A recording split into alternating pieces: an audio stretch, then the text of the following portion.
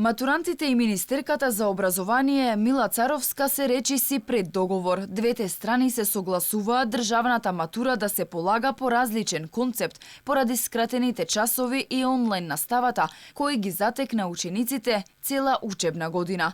Од двете можни опции за кои се разговараше во собрание, Сојузот на средношколци донесе одлука да го прифати решението со кое ќе се полагаат 2 екстерни и 2 интерни испити по скратена програма. За да може да се спроведе ова решение, и од Сојузот и од Министерството се согласни дека мора да има промени во концептот и начинот на добивање на поените. Средношколците поставија 3 услови кои очекуваат министерката да ги прифати. Велат дека очекуваат разговорите да продолжат и вечерва пошто ќе се знаат деталите. Првиот услов е формирање на работна група меѓу Државниот испитен центар и Сојузот. Вториот услов предвидува наставниците да ги споделат материјалите за интерните испити со своите ученици најмалку 3 недели пред денот на испитот. Под испитни материјали се подразбираат формат на испитот, конкретни содржини покриени на истиот и банките на прашања за истиот. Третиот услов е зголемување на коефициентот за добивање на поените, доколку екстерниот испит не соодветен за студиите на кои се запишува ученикот. Компромисот повлекува промени и во начинот на добивање на поените за државната матура,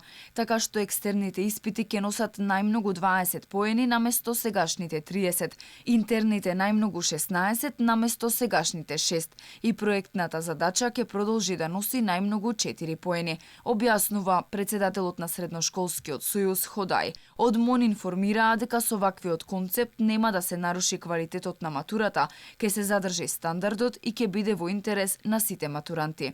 Сепак, матурантите и покрај постигнатото решение велат дека нивната борба ќе продолжи се додека не биде спроведено целосното решение.